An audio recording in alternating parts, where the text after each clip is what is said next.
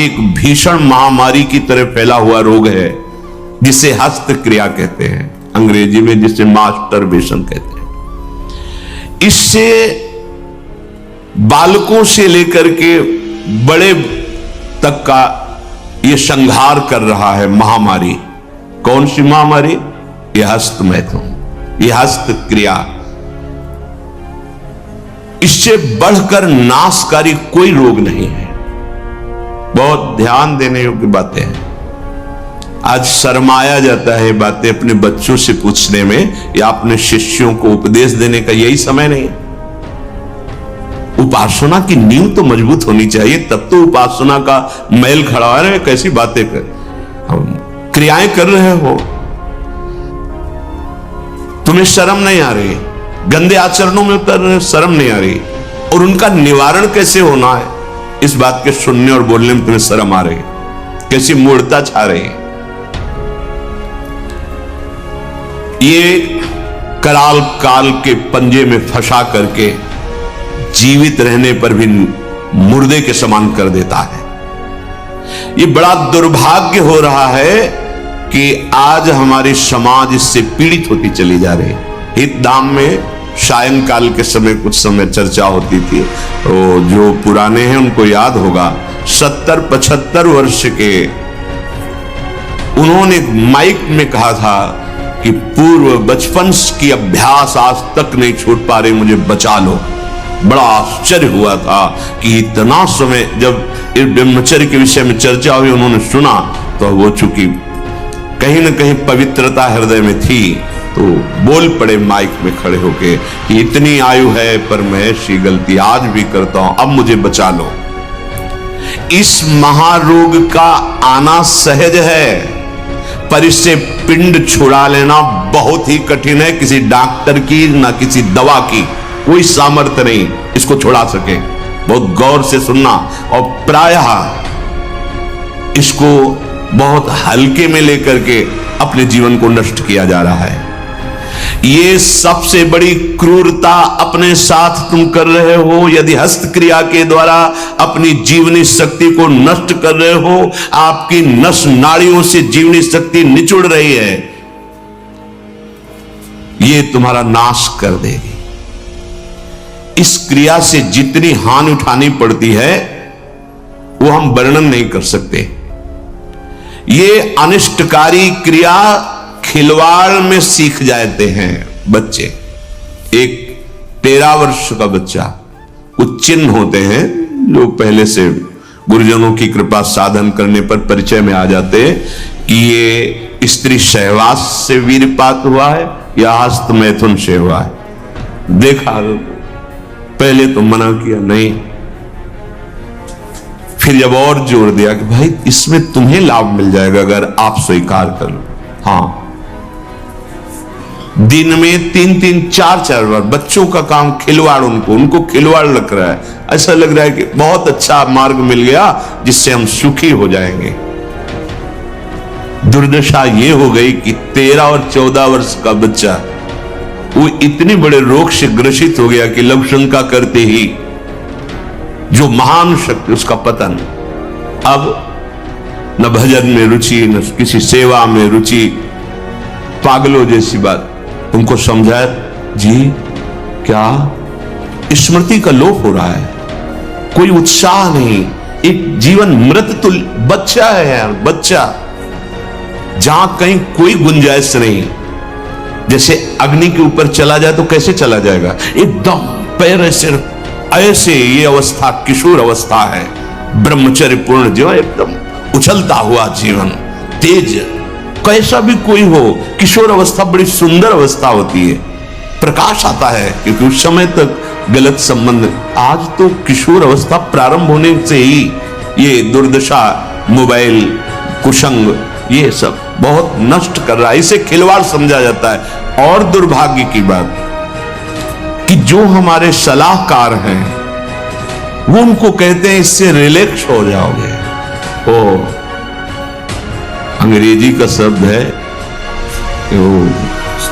हाँ, कौन सा, जो भी स्टेशन हो फ्री स्टेशन, बोले उससे मुक्त हो जाओगे। होश में, होश में। ये उन महापुरुषों के वचन हैं जो ब्रह्माकार वृत्ति में स्थित है। जैसे किसी लकड़ी में घुन लग जाता है और वो खोखली हो जाती है, ऐसे ही शरीर जर्जर हो जाता है। बहुत बहुत सावधानी की जरूरत है। ये मतलब इस हस्त क्रिया के द्वारा आगे चल करके वो नितांत नपुंसकता को प्राप्त हो जाता है। नशों में ऐसा दौर्बल्य, ऐसी कमजोरी आ जाती है कि सहवास के लिए सोचा मात्र खत्म हो गया जी। सहवास की योग्यता खत्म हो जाती, गृहस्थ मार्ग में चलने लायक नहीं रहता, संतान उत्पन्न करने की सामर्थ्य नहीं रहती। बहुत सावधानी की जरूरत है। इसे खिलवाड़ मत समझो। किसी भी औषधि में, किसी भी डॉक्टर में कोई भी ऐसा उपाय नहीं है जो इसे छोड़ सके। आपकी स्वीकृति ही एकमात्र है, सत्संग ही एकमात्र है, भगवत चिंतन, भगवत कृपा ही एकमात्र उपाय है कि इस महान रोग से, और ये वायरल की तरफ फैल रहा है, कोरोना वायरल नहीं था, ऐसे फैल रहा है। छोटे छोटे बच्चे जो अभी जानते भी नहीं, वो इतने से संस्कार पड़ रहा है, अच्छा लग रहा है। अब वो जीवन भर, अगर अभी तो नहीं, अभी सुधर जाए, नहीं जीवन भर नहीं रोक सकता, नहीं रोक सकता। या तो सद्गुरु कृपा हो जाए और बहुत शासन हो और वो स्वयं उस शासन को स्वीकार करे तो निकल सकता है, नहीं बड़े बड़े इस महामारी से नहीं निपट सकते। इसके लिए कोई इंजेक्शन नहीं तैयार हुआ अभी तक कि आप जाओ रोग खत्म। ये स्वयं स्वीकृति में बैठा हुआ महामारी है और ये वायरल की तरफ फैल रहा है। नवीन पीढ़ी का सर्वनाश। और कुछ महानुभाव ऐसे हैं कि इसको बता रहे हैं तो नेचुरल है, ये स्वाभाविक है, प्राकृतिक चलता है, ये कोई, अरे तुम सर्वनाश को तुमसे प्राकृतिक बता, स्वाभाविक बता रहे हो? नहीं, बहुत सावधान। आप लोग दुर्भाग्य का निमंत्रण मत दे। ये दुर्भाग्य है, ऐसा दुर्भाग्य है कि आपकी दिनचर्या ही नहीं हो सकती। कभी भी व्यभिचारी की एक जैसी दिनचर्या बहुत काल तक नहीं हो सकती। 2-4 दिन प्रयास करेगा, गिर जाएगा।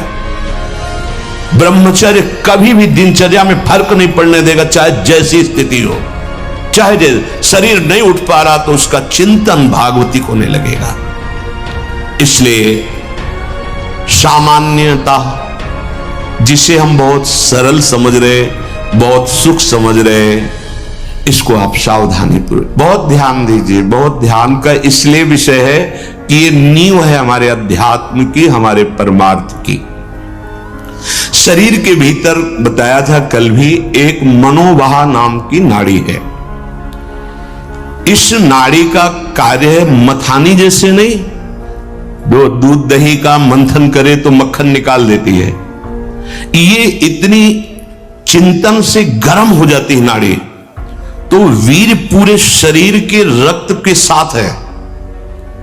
उसी से आपकी हड्डियां मजबूत होती हैं, उसी से आपका शरीर बलिष्ठ होता है, उसी से आपके मन को पवित्र विचारों में चलने की सामर्थ्य मिलती है। ये जो कहते हैं ना कि हम नहीं चल पा रहे हैं, हम भजन नहीं कर पा रहे हैं, आप कमी को पहचानिए।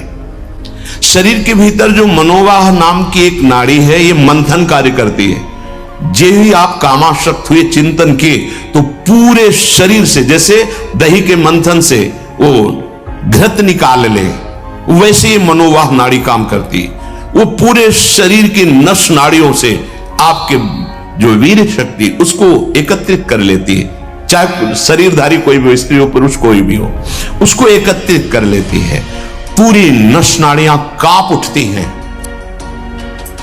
जब उसका आकर्षण, वो आप समझ नहीं पा रहे, वो आप समझेंगे ऐठन हो रही, आप ऐसे, वो पूरे नस नाड़ियों को निर्जीव कर रही, शक्तिहीन कर रही है। सिर से पैर तक हर अंग हिल जाता है।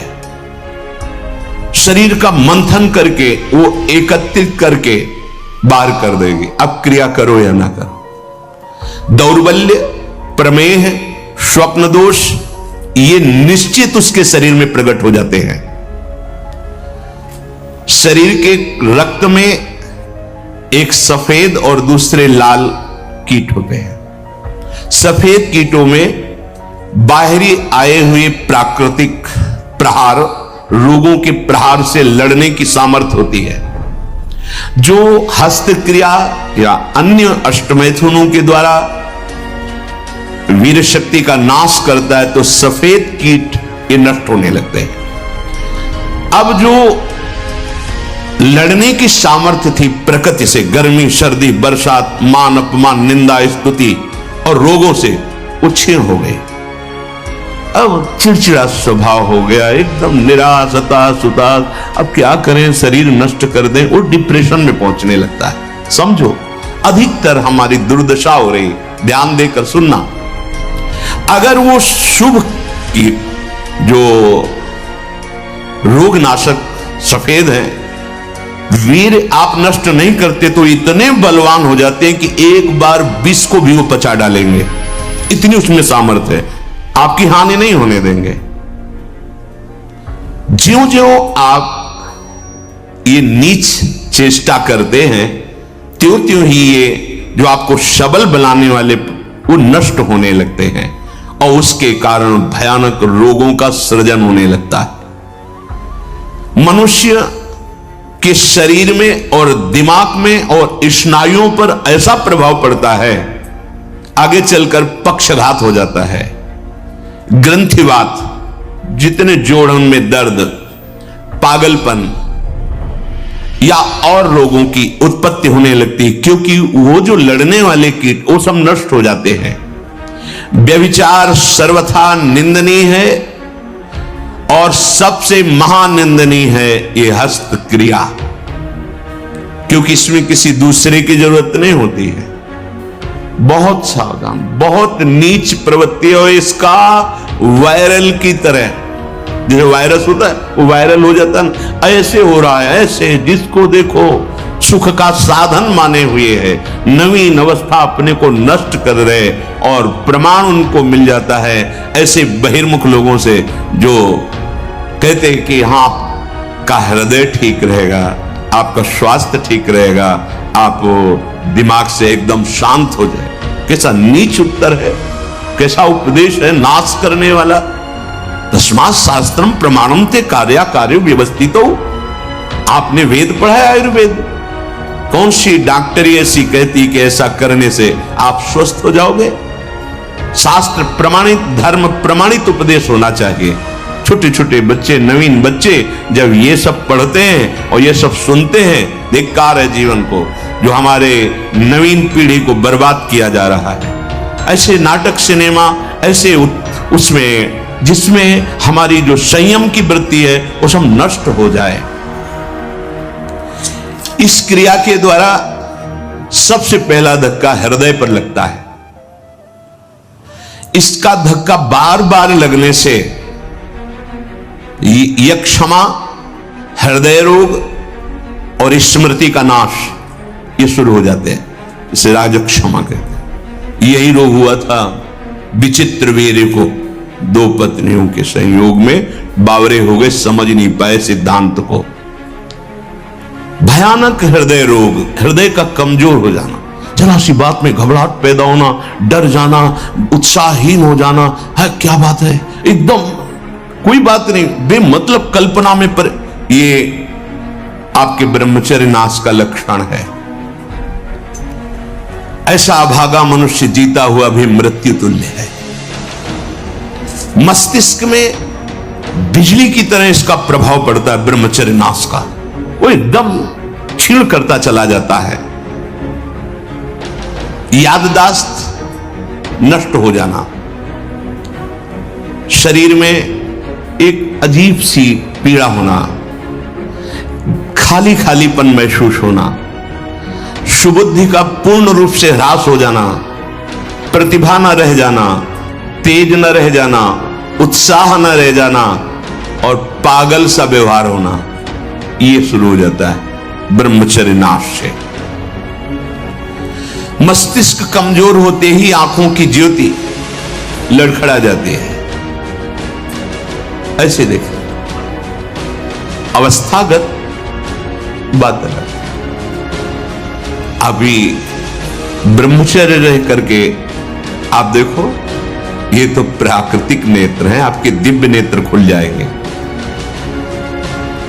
कान में सुनने की शक्ति, दांत के मसूड़ों का फूल करके दांतों को जो रोकने की शक्ति, शरीर की शक्ति, ये सब नष्ट हो जाती है, क्योंकि ब्रह्मचर्य सबका आधार है।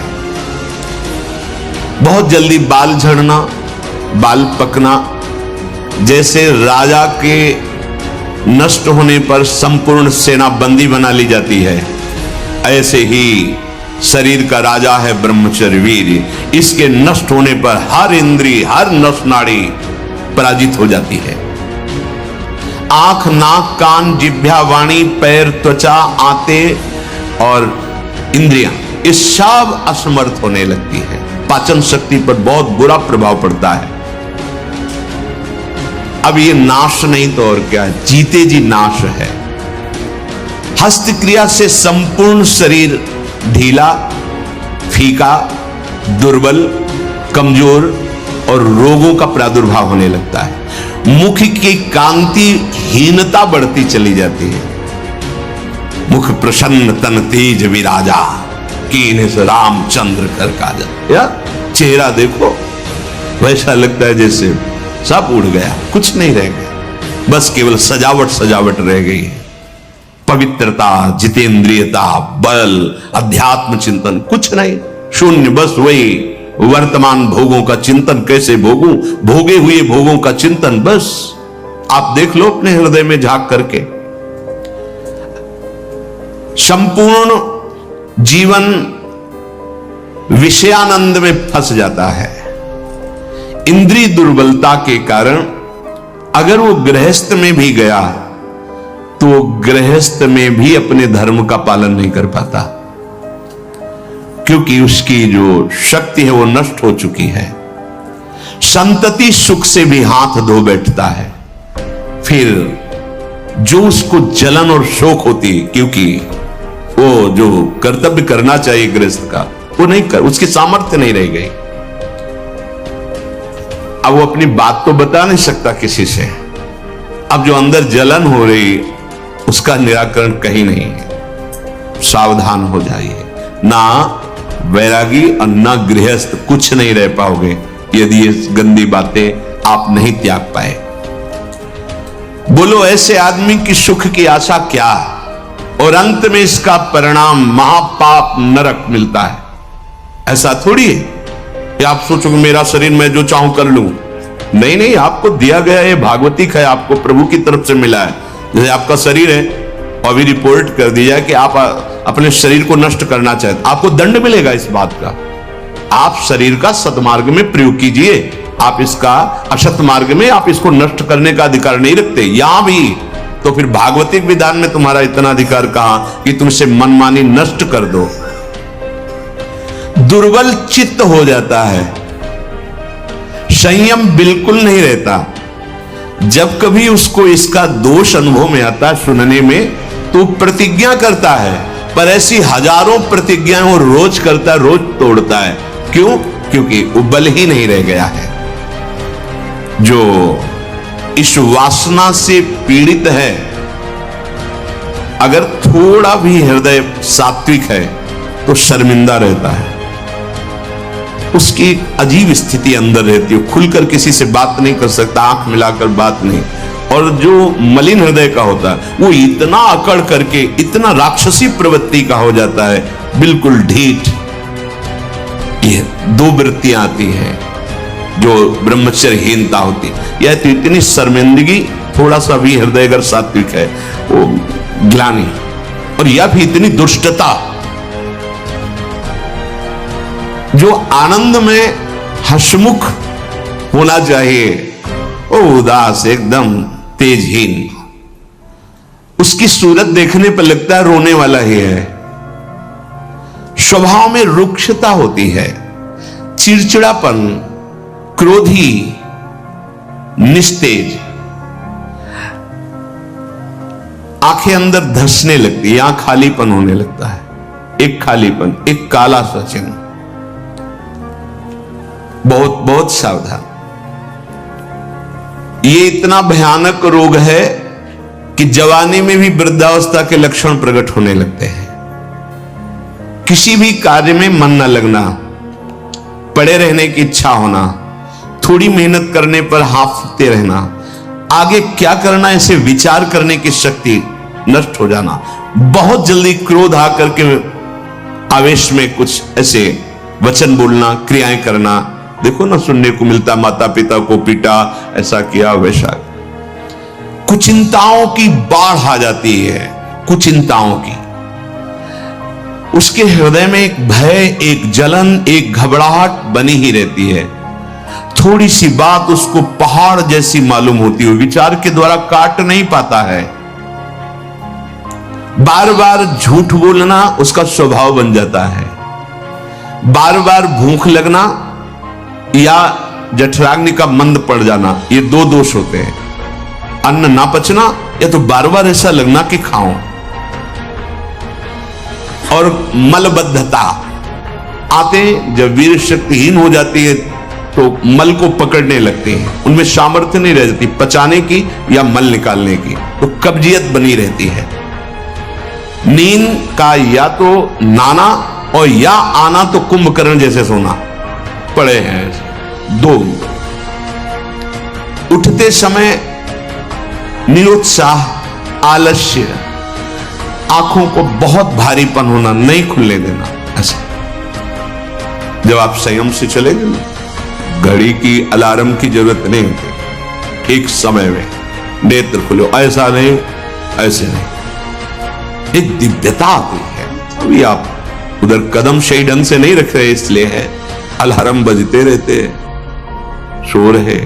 परमार्थ में या व्यवहार में भी आपको चलना है तो आपका संयम बहुत अनिवार्य है।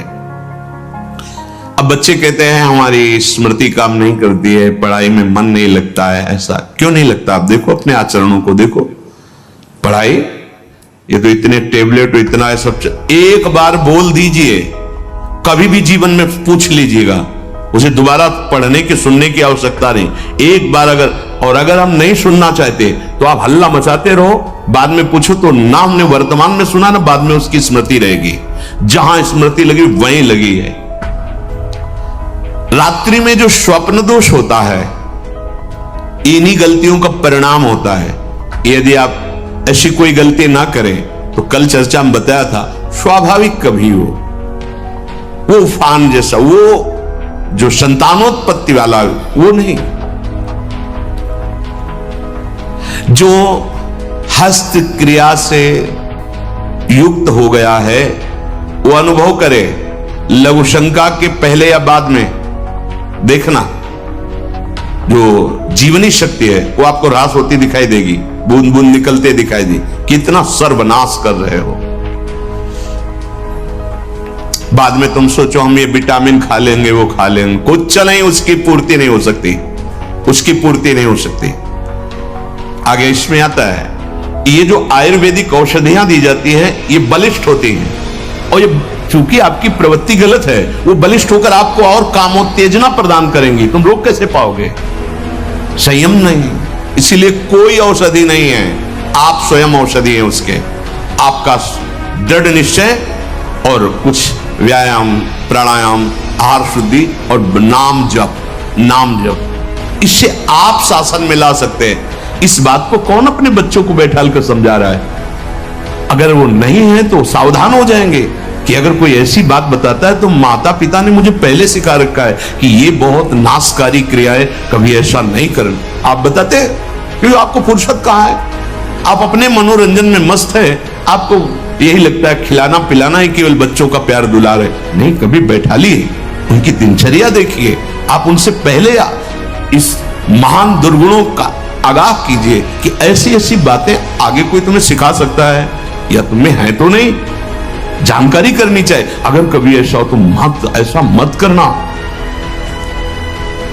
जो नवयुवक हैं, हाथ पैरों के जोड़ों में दर्द मालूम दे रहा है, शिथिलता हो रही, दिमाग में एक सनसनी बनी रहती है, आपको ये अश्लील चित्र देखना अच्छा लगता है, गंदी बातें करना अच्छा लगता है, ये सब उसी हस्त क्रिया का परिणाम है। जिनको बार बार एक स्वाभाविक लघु शंका लगती, एक बार बार ये आपका लक्षण है कि आपने ब्रह्मचर्य का नाश बहुत अच्छे से किया है। कोई भी हो, गृहस्थ हो, विरक्त हो, कोई भी हो, हाथ पैर में कंपन होना, चेहरे पे मुहासे उभर आना, एकदम उठ के खड़े हुए अंधकार सा छा जाना, स्मरण शक्ति का लोप हो जाना, चित्त का अत्यंत चंचल रहना, दुर्बलता, प्रतिज्ञा पूरी ना करना, कोई भी कार्य पूरा ना करना, दिमाग में हर समय गुस्सा गर्मी छाना, नेत्रों में जलन होना, क्षण में गुस्सा क्षण में शांत, माथा, कमर, मेरुदंड, छाती इनमें दर्द होना, ये बिल्कुल ध्यान से सुन लीजिए। रीढ़ की हड्डी झुकाकर बैठने में आराम महसूस करना, ये सब श्री ब्रह्मचर्य नाश के लक्षण है। ब्रह्मचर्य आपको ऐसे बैठने ही नहीं देगा। तो देखो जरा सी एकाग्रता का आएगा तो बिल्कुल सावधान। अरे महान शक्ति है। मुख से दुर्गंध और शरीर से दुर्गंध आने लगती है जो अपनी इस ब्रह्मचर्य शक्ति का नाश करता है। दुर्गंध युक्त शरीर हो जाता है। नाक के किनारे ऐसे हल्की हल्की झाई आने लगती है, ऐसे यहां हल्की हल्की झाइयां पड़ने लगती, काले दाग जिन्हें कहते हैं, ये चिन्ह है ब्रह्मचर्य का नाश करने की। आवाज में कोमलता नष्ट हो जाती है, रुक्षता आ जाती है, स्वभाव में अप्रिय स्वभाव बन जाता है। कोई भी तुम्हारे पास बैठना नहीं चाहेगा, वही बैठेगा जो तुम्हारे लक्षणों से युक्त होगा। किसी भी मार्ग में उसको कामयाबी प्राप्त करने का उत्साह नहीं रह जाता। कर एक नवयुवक भाई कह रहे थे कि अगर वचन सुनने को ना मिलते तो हमने तो ठान ही लिया था कि अब अपने शरीर को पूरा कर देंगे। बचा लिया आपने हमारे जो बड़े भाव से गदगद होकर कह रहे थे, ये जैसे आप सुन रहे हो तो आपको एक चोट पहुंचाएंगे शब्द, या आपको उठाने की कोशिश करेंगे। अगर आपने पकड़ लिया शब्द का सहारा तो उठ जाओगे, कोई औषधि नहीं बचा सकती। आप स्वयं बच सकते हो, आप में अभी भगवान ने सामर्थ्य दी है, अभी बच सकते हो। अगर आपने अभी अपने को नहीं संभाला, सोचो जरा, आप इतनी कीमती महान वस्तु को खिलवाड़ में नष्ट कर रहे हो। क्या चाहते हो, क्या चाहते हो? गृहस्थ में संतानोत्पत्ति के लिए आदेश है, व्यभिचार के लिए थोड़ी आदेश है। प्रत्येक माता पिता गुरु बड़े जनों को ये कर्तव्य का पालन करवाने के लिए चाहिए कि उनको अपने पास बैठा ले, चाहे पुत्र हो या पुत्री, शिष्य हो या शिष्या, उसको ये बात समझावें कि ब्रह्मचर्य ही आपको लौकिक पारलौकिक उन्नति दिलाएगा। इसमें लज्जा संकोच करना बिल्कुल मूढ़ता होगी कि हम अपने बच्चों से ऐसी बात क्यों करें, या ये समझना कि मैं ऐसा बोलूंगा तो कहीं कोई ऐसा ना सोचे। मान लो गुरु है, उपदेश कर रहा, कहीं ये ना सोच बैठे कि लोग क्या कहेंगे कि रामकृष्ण हरि की चर्चा छोड़ करके क्या चर्चा कर रहे हैं। शरीरम व्याधि मंदिरम ये तभी बनता है जब आप ब्रह्मचर्य का नाश करते हैं। अतः माता पिता से, गुरुजनों से सबसे प्रार्थना है कि संकोच लज्जा छोड़कर अपने प्रियजनों को पास बैठाल कर, चाहे बच्चा हो या बच्ची हो, संयम की शिक्षा जरूर बतावें कि कैसे हम अपने जीवन को, भविष्य को, आप क्या समझते हो, अच्छे अच्छे पदार्थ पवा दिए, खूब पैसा लगा करके उनकी सुविधाएं दे दिए, लेकिन वो जो आचरणहीन हो रहे हैं, जो जीवनी शक्ति का नाश कर रहे हैं, किस उन्नति में जाएंगे? जब अंदर ब्रह्मचर्यहीनता आती है तब नशा करने की इच्छा होती है, क्योंकि विक्षिप्तता सही नहीं जाती है। वो गांजा, चरस, ड्रग्स, ये वो, अब उस नशे की उत्तेजना में और नष्ट होता चला जाता है, नष्ट होता चला जाता है। आप अपने ब्रह्मचर्य का नाश किए, आपके अंदर उस विक्षिप्तता को सहन करने की सामर्थ्य नहीं रही, आप नशे पे उतर गए। अब नशा आपको सर्वनाश की स्थिति में पहुंचा दिया। ये बहुत गंभीर विषय है जीवन का। केवल फर्राटेदार श्लोक बोलकर उनके अर्थ कर देने से समझ में नहीं आएगा। पहले आप अपने आचरणों को सुधारिए, अपनी जीवनी शक्ति की रक्षा कीजिए, तो बिना उपदेश के भी अंदर से आप ऊंचाई पर चढ़ने लगेंगे। और चाहे जितना उपदेश दे लो और चाहे सुन लो, अगर आचरण पवित्र नहीं है तो जहां हो वैसे ही रहोगे, क्योंकि आचरण पवित्रता ही आपको उठाएगी। तो इसलिए माता पिता या गुरु को ब्रह्मचर्य का स्पष्ट वर्णन करने में कभी लज्जा नहीं मालूम होनी चाहिए। और बड़ी दुर्भाग्य की बात हो रही है कि घर परिवार के लोग तो कोई ऐसा बता ही नहीं रहे, और अध्यापक भी इसकी तरफ नहीं बोल रहे।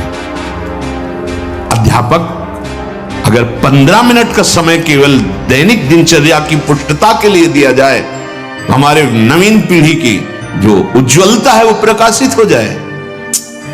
अब हमारे तो समय में ऐसा पढ़ाया नहीं गया था, लेकिन नवीन बच्चे जो जुड़े उन्होंने बताया कि ये सब विषय पढ़ाया जाता है।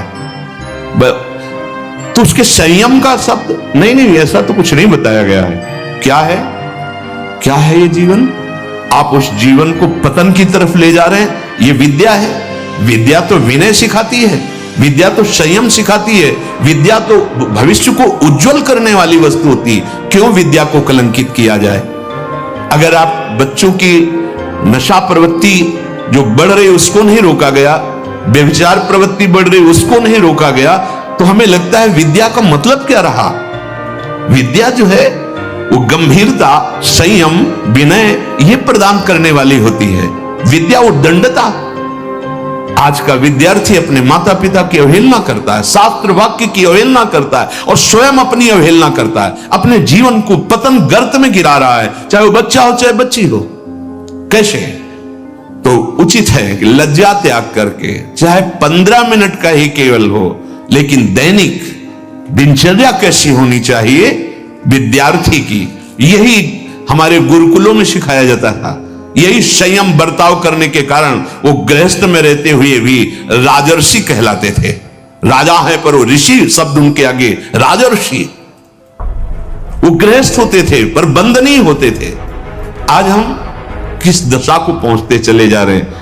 अरे तुम न गृहस्थ हो न विरक्त हो, तुम भगवान के निज जन हो। मनुष्य शरीर भगवान की प्राप्ति के लिए हुआ है। हाँ, तुम्हें भगवान ने गृहस्थ मार्ग दिया, किसी को विरक्त दिया है। अपने अपने कर्तव्य की पूजा करते हुए भगवान को प्राप्त करो। ये मनुष्य जीवन का परम लाभ है। अपनी कोई भी गुप्त बात अपने गुरुजनों से छुपानी नहीं चाहिए। ये अपनी तरफ गुरुजन माता पिता अपने जनों को समझाएं और अपनी सावधानी कि कोई भी गलती वो तुम्हारी गलती नहीं है। तुम्हारा मन बुद्धि, तुम्हारी इंद्रियां तुम्हें गलत फंसा रही हैं, तुम निर्णय नहीं कर पा रहे हो, तो तुम अपनी बात अपने प्रियजनों से, गुरुजनों से जो सही सलाह दे सके उनसे आप रखो। डरो मत, आप उसे छुपाओ मत, घबराओ मत कि अगर हम ऐसा कहेंगे तो हमारे प्रति गंदी दृष्टि हो जाएगी, तो नीच। ऐसा नहीं होता। ऐसे जैसे डॉक्टर होता है, हम उसको अपनी बात बताते हैं तो सही दवा देखता है, ऐसे ही गुरुजनों से जब हम अपनी कमी बताते हैं तो कृपा करते हैं। वो आराध्य देव से प्रार्थना करते हैं, वो हमें ऐसे उपदेश देते हैं जिसके कारण हम ऐसे दलदल से ऊपर उठ जाते हैं। पर हम वो पूछे भी तो हम छुपाना चाहते हैं। इतना प्रिय मानते हैं मन बुद्धि को। मन बुद्धि के द्वारा हमारा जो पतन कराया जा रहा है, हम उसको इतना छुपा के रखते हैं कि करुणा करके यदि गुरुजन पूछे भी तो हम उसे झूठ बोल देते हैं कि नहीं नहीं ऐसा कुछ नहीं है। नहीं, आप इतना साथ मत दीजिए इस दुष्टता की प्रवृत्तियों का कि आपका बहुत पतन हो जाए और आप पुनः चढ़ने लायक न रह जाएं अध्यात्म मार्ग में। कई लोग ये समझते हैं कि यदि हम समाज में ब्रह्मचर्य की बात, हस्तक्रिया आदि की बात, शिशु मैथुन आदि की बात करेंगे तो कहीं लोग हम पर ऐसा न सोचे कि कैसे शब्दों का उच्चारण कर रहे हैं। बिल्कुल नहीं, लज्जा नहीं करनी, क्योंकि जो नहीं जानते हैं वो इस बात को जानकर सावधान हो जाएंगे और जो गलत करते हैं वो अपने को बचाने की चेष्टा करेंगे। कुसंग में पड़ा हुआ बिना सत्संग के नहीं निकल सकता। बुराइयों को दबाने के लिए अच्छाई क्या है ये जानकारी होनी आवश्यक है।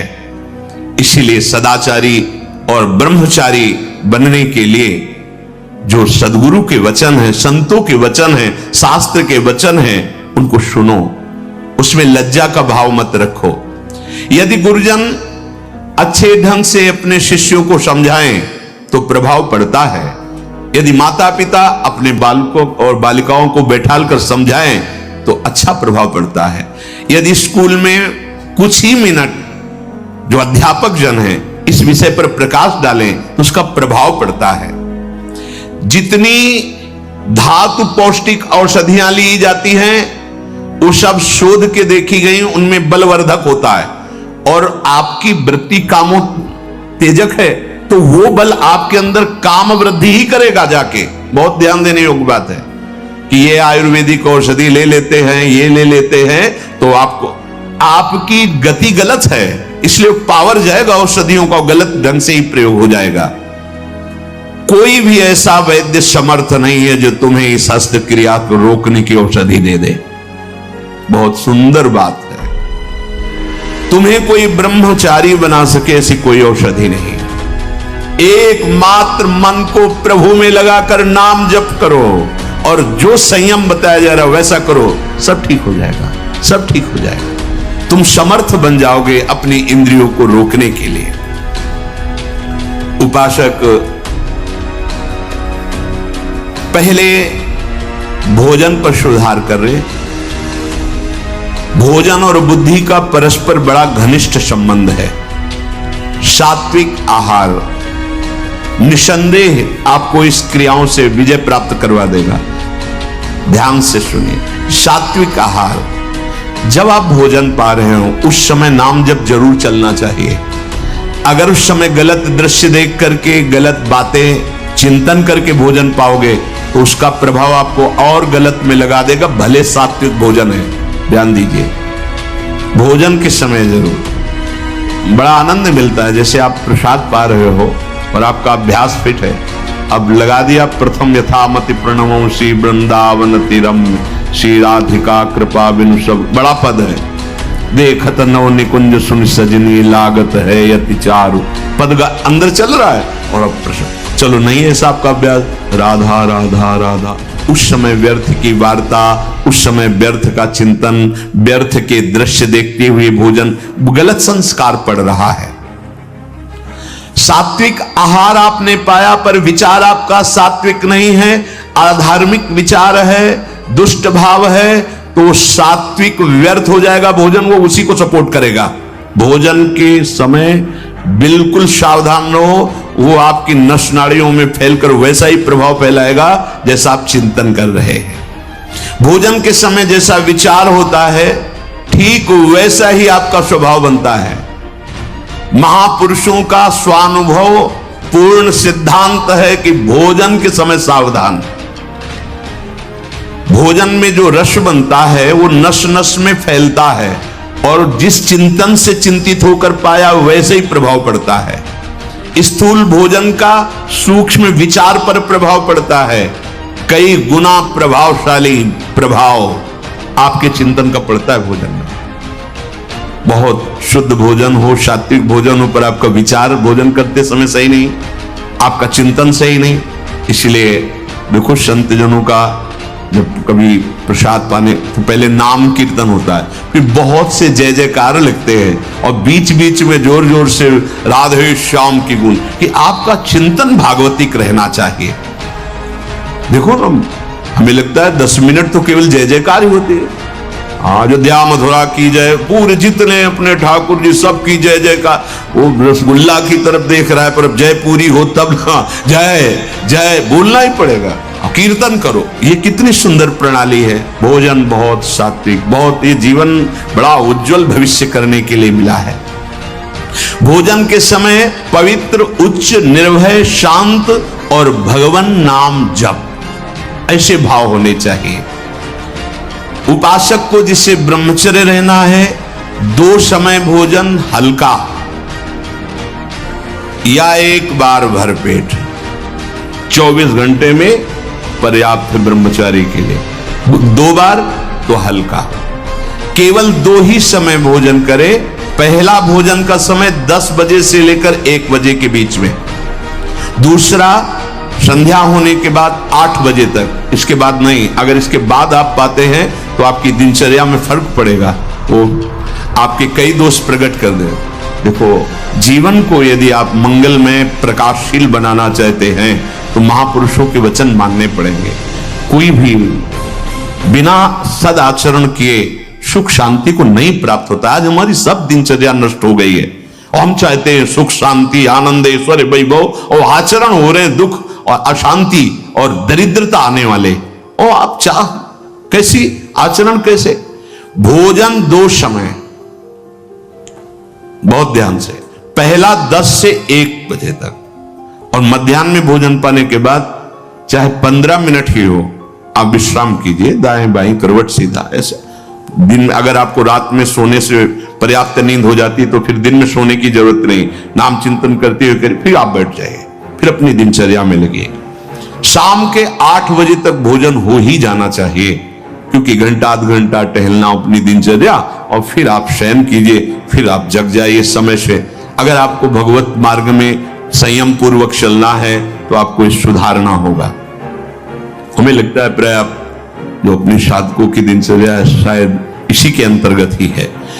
अगर आपका 2 बार भोजन में विक्षेप पड़ता है तो 1 बार भोजन अच्छे से पा लीजिए, थोड़ा मध्याह्न में विश्राम, बस राधा राधा। अगर चल जाए तो जैसे मिलता है आधा लीटर दूध या 250 ग्राम जो भी, शाम को उसको पी लीजिए। मतलब ब्रह्मचारी को ज्यादा किसी पदार्थों की ताकत की जरूरत नहीं होती, वो स्वयं में इतना।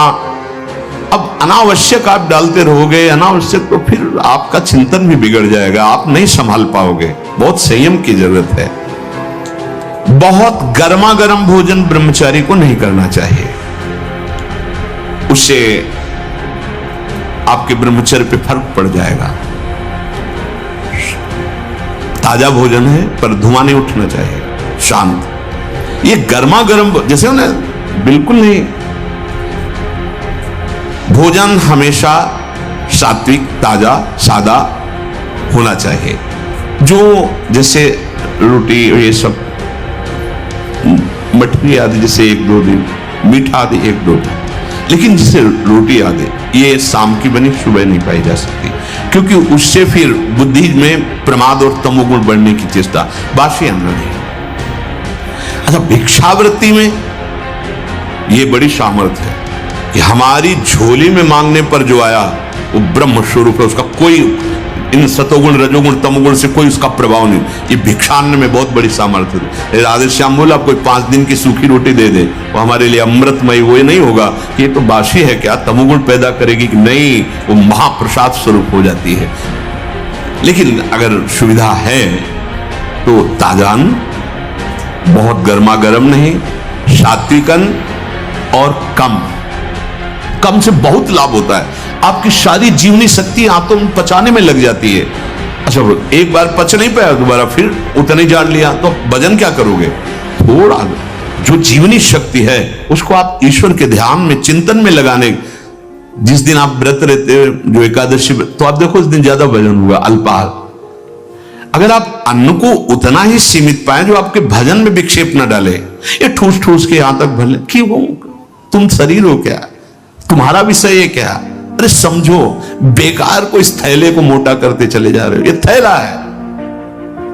उठने में परेशानी, चलने में परेशानी, बड़ी समस्या दिनचर्या करने में। अब इतना बड़ा पेट हो गया तो दिनचर्या कैसे करें? कैसी दिनचर्या होगी? काहे को इतना खा रहे हो? बोले वो घटाने की दवा ले रहे, किसी दवा की जरूरत नहीं है। सीधे मूंग की दाल उबालो, 2 रोटी शुरू करो। 1 महीने में अगर तुम्हारी चर्बी न कम हो जाए तो मैं बताना। रोज सुबह टहलो, थोड़ा व्यायाम करो। अगर जानकारी हो तो जो योगी जन आपको प्राणायाम की पद्धतियां बताए, और सात्विक भोजन, अपने आप ठीक हो जाओगे। पाना है पिज्जा बर्गर, पाना है तुमको संसारी को। अब चर्बी बढ़ती चली जा रही, आगे पीछे, न उठने की सामर्थ्य न बैठने की। भाई वृद्ध हो गए हो तो बात अलग है, यहां तो जवान के से मतलब ये पेट निकलना मतलब अपने जीवन को खोखला कर देना है। बोलो अपनी दिनचर्या को कैसे कर पाओगे?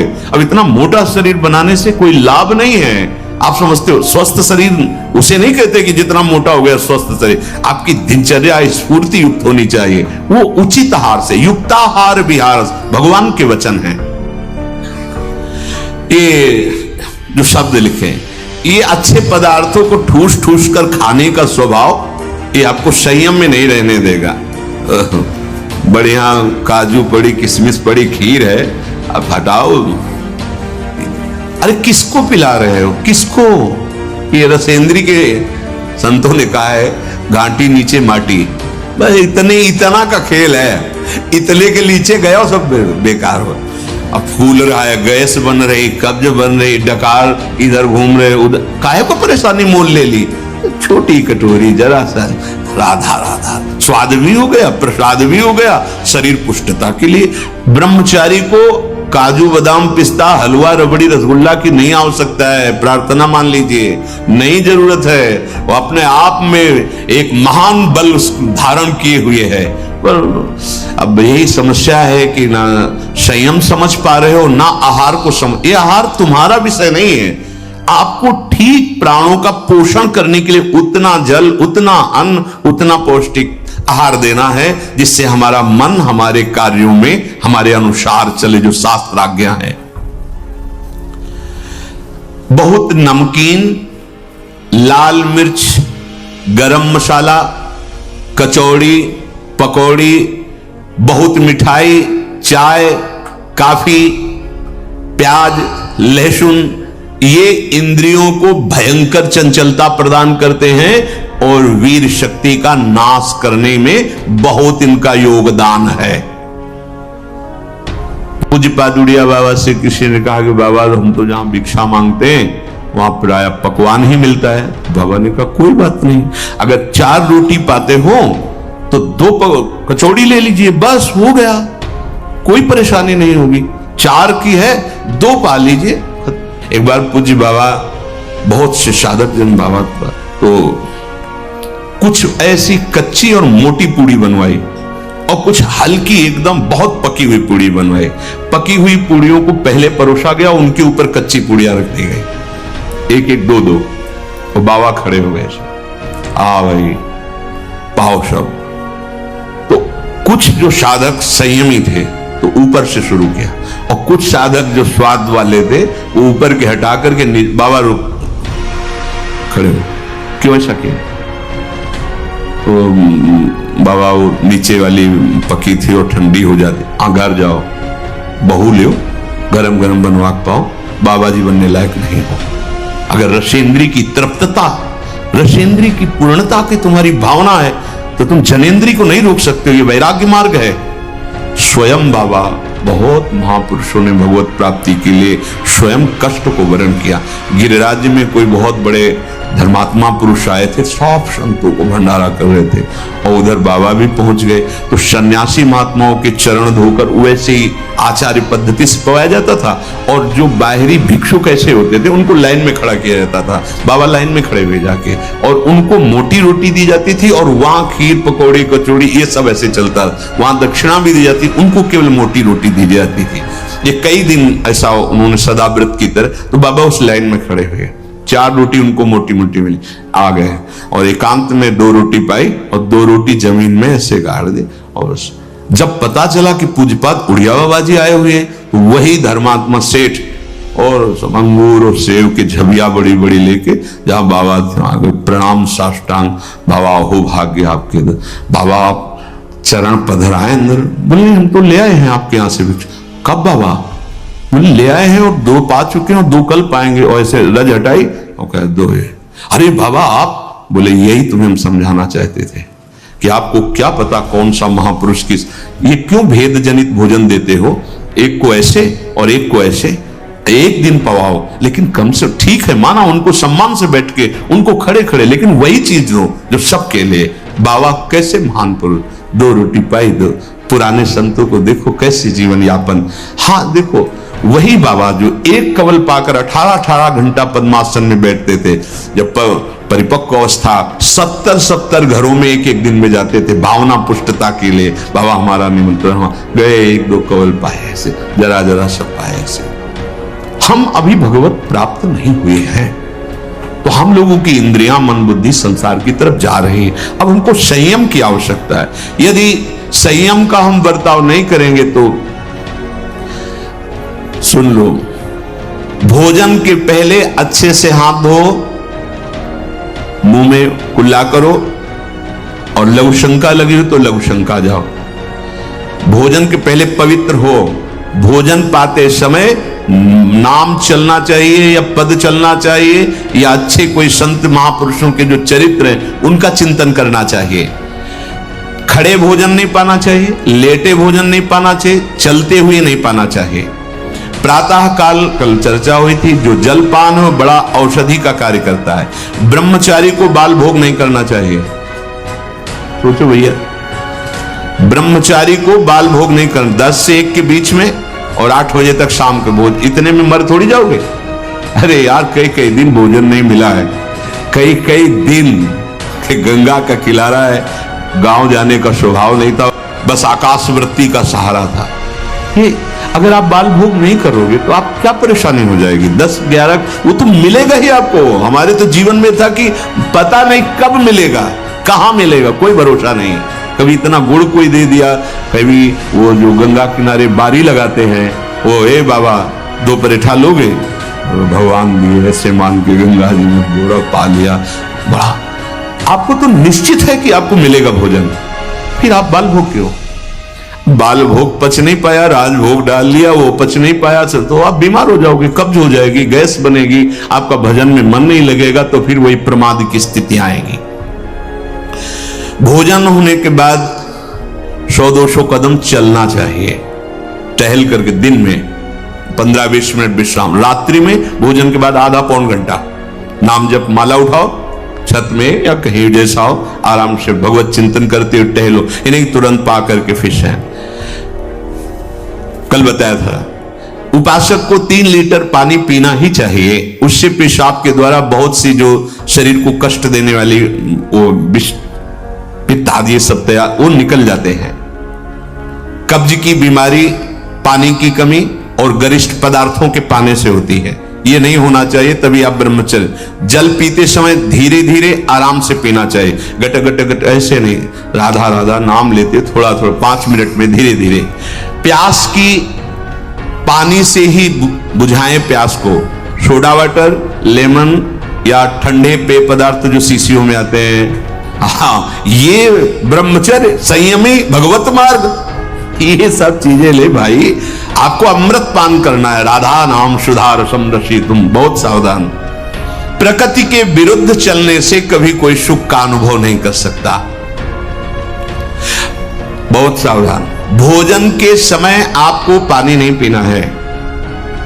यह अभ्यास आपकी दिनचर्या में बहुत बाधा पहुंचा देगा। यदि आप भोजन के साथ पानी पीते हैं, गैस बनना शुरू हो जाएगी, कब्ज बनना शुरू हो जाएगा, आप परेशान हो जाएंगे।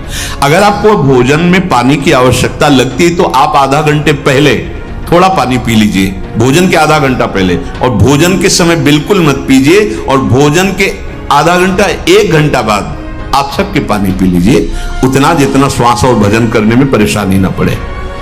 खड़े खड़े पानी नहीं पीना चाहिए। रात्रि में सोने के समय गर्म दूध नहीं पीना चाहिए कि आप गरम गरम दूध पी रहे, नहीं, उसको एकदम शांत कर लीजिए दूध को, जब धुआं न रह जाए। अगर दूध भी पीना है तो पीने के बाद 20-30 मिनट टहलना चाहिए, नहीं कि दूध पी के आप सो गए, संयम में नहीं रह पाओगे। प्रातः काल उठते ही सूर्योदय के पहले यदि आपको सुविधा हो जाए, एक तांबे का पात्र रखो और उसमें जल पूरी रात्रि भरा रख लो और वो पियो, तो आपको बहुत संयम में सहयोग मिलेगा और रोगों के नाश में सहयोग मिलेगा। तांब पात्र में रात का रखा हुआ जल। ये नितांत सत्य है कि कोई भी नशा करने वाला ब्रह्मचारी नहीं रह सकता। जो तमाकू और भांग, गांजा, अफीम, इस तरह के कोई भी नशे, वो ब्रह्मचर्य नहीं टिकने देंगे। इसलिए कोई भी नशा न करे, आलस्य अपने कर्तव्य कर्म में न करे, हृदय को बार बार शीतल करता रहे, ऐसा चिंतन करे। संतुष्टाये न केन वा, ऐसे चिंतन मत करो कि हृदय तुम्हारा जलता रहे। यदि हम जो सुनी हुई आज सत्संग की बातें हैं इनको अपने जीवन में उतारें, और पहली जीवन की प्रार्थना हमारी कि आपकी पहली सीढ़ी ब्रह्मचर्य है। यदि आप ये हस्त क्रिया या किसी भी तरह से गंदी आदतें पूर्व संस्कारवश, कुसंगवश हैं, तो आप छोड़ दीजिए, हिम्मत कीजिए, एक बार जलिए, एक बार नियम लीजिए, मैं ऐसा नहीं करूं। खान पान कीजिए और सोने का एक निश्चित समय रखिए। और जिस समय आप ऐसी हरकतों को करते हैं वो समय आप माला लेकर बैठिए। जब तक गाढ़ निद्रा का आवेश न हो तब तक आप अपने को स्वतंत्र मत छोड़ दीजिए कि पड़े पड़े चिंतन, फिर गड़बड़ हो जाएगा। बिल्कुल ऐसा ही किया गया है जीवन में। हाँ, भोजन के बाद, चलने के बाद वज्रासन में बैठकर जब नींद आई तो कभी कोई माला लिए, कभी भोजन के बाद, चलने के बाद वज्रासन में बैठकर जब नींद आई तो कभी कोई माला लिए, कभी माला रखे। और गुरु कृपा से जब ऐसी भावना बन जाती, निरंतर मंत्र नाम जब चल रहा है, वो बात अलग है। पर आपको अपनी दिनचर्या, अब आप सोने जा रहे हैं और आराम से दरवाजा बंद किए और लेट गए और मोबाइल हाथ में, सर्वनाश की स्थिति आप में आ ही जाएगी। क्योंकि एकांत में मन बहुत बलवान होकर इंद्रियों के साथ भोगों का चिंतन करता है। ये बिल्कुल सावधानी रख लीजिए। बलवान इंद्री ग्रामो विद्वानम अपि कर्षति, जहां एकांत होंगे, मोबाइल हाथ में, वो आपकी दुर्गति करने का बहुत बड़ा साधन बन जाएगा। पहला काम, कमरे में जब जाओ स्विच ऑफ कर दो। बिल्कुल जैसा कहें, माला उठाओ या कोई महापुरुष का चरित्र उस समय पढ़ो, वो आपको थप्पड़ की तरह लगेगा। और चरित्र पढ़ के उसी के चिंतन करते हुए सो जाओ, या माला लेकर के जप करते जब नींद आए तब सो जाओ। कोई ऐसी चेष्टा मत करो जो तुम्हारे उत्साह को, तुम्हारी जीवनी शक्ति को नष्ट करके नरकगामी बना दे। बहुत बढ़िया अवसर मिला है, निकल चलो प्यारे। बार बार आप देख रहे हो कि आपकी दुर्दशा कर रही चेष्टाएं, आप जो कहते हो मैं छोड़ नहीं पा रहा, उसका कारण है आपका निश्चय। आप निश्चय ठीक नहीं कर पा रहे। और नाम जप करो, ऐसा निश्चय होगा। आप इस सत्संग सुनकर मनन करो, ऐसा निश्चय होगा कि निश्चित भगवान की कृपा से आप इस जीवन में संयम पूर्वक बर्ताव करते हुए भगवत प्राप्ति कर पाए।